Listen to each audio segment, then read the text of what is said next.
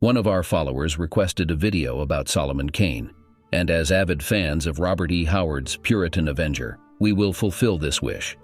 Let's start with a quote by the man himself to get in the mood. "Nay, alone I am a weak creature, having no strength or might in me. Yet in times past hath God made me a great vessel of wrath and a sword of deliverance, and I trust shall do so again." Imagine a character born from the mind of Robert E. Howard, legendary Texas author and the genius behind Conan the Barbarian. With his vivid imagination, Howard crafted Solomon Kane as a complex anti-hero, clad in a black Puritan hat and cloak with piercing eyes that seem to see into your very soul. Born in the 16th century, this brooding swashbuckler roams the globe, seeking redemption for his own sins while battling supernatural forces that threaten humanity. Armed with his trusty rapier, flintlock pistols, and zealous faith, he fearlessly faces witches, vampires, and all manner of evil creatures that dare to cross his path. Because of this, Kane is often regarded as a predecessor to Van Helsing and the witch hunter archetype in general.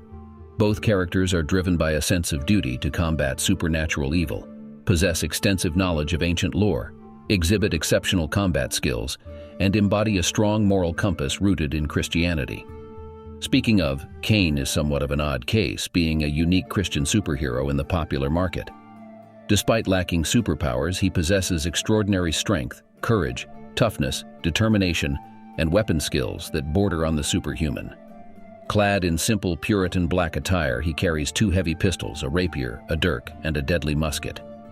With his stern face and corpse-like pallor beneath his slouch hat, Kane's people face religious persecution in England, which influences his decision to live as a landless wanderer, embarking on mysterious adventures seemingly guided by supernatural forces. The formula of Kane's stories typically involves him stumbling upon grave injustices and vowing to seek vengeance as an instrument of God's justice. He reassures a frightened woman that he has been a vessel of wrath and a sword of deliverance in the past and will be again. When he encounters a dying girl in the woods and hears her story, he comforts her until her passing and solemnly promises that men shall pay for their actions.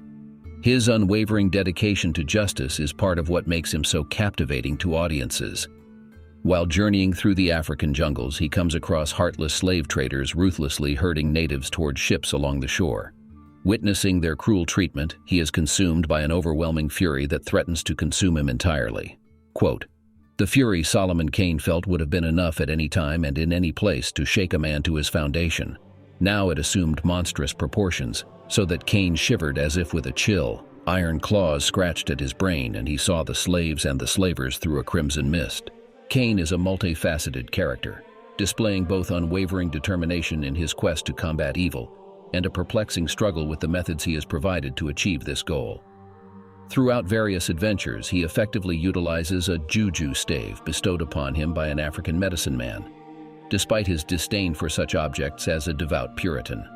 Interestingly, he begins to suspect that this artifact may have once belonged to the renowned King Solomon in ancient times. However, after fulfilling his duty to dispense justice, he often experiences conflicting emotions, leaving him with a sense of ambiguity. Reflecting on dispatching a particularly vile villain, he comments, quote, "God grant all our deaths be as easy.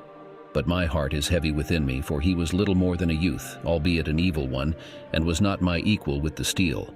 Well, the Lord judge between him and me on the judgment day."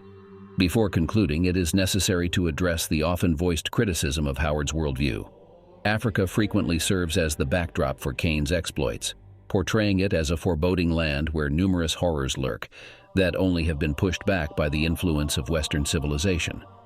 While Kane consistently treats the native people with respect and acknowledges their rights to justice and safeguarding, the narrative occasionally relies on evolutionary concepts that may categorize different races as more or less advanced, and is therefore deemed as problematic in the current climate of Western discourse.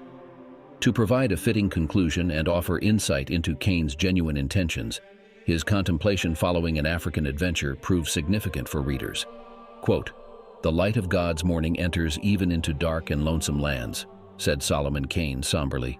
"Evil rules in the wastelands of the earth, but even evil may come to an end. Dawn follows midnight, and even in this lost land the shadows shrink. Strange are thy ways, O God of my people, and who am I to question thy wisdom?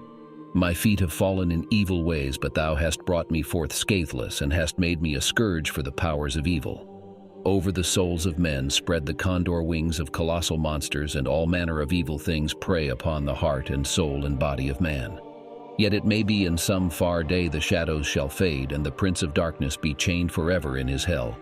Until then mankind can but stand up stoutly to the monsters in his own heart and without, and with the aid of God he may yet triumph.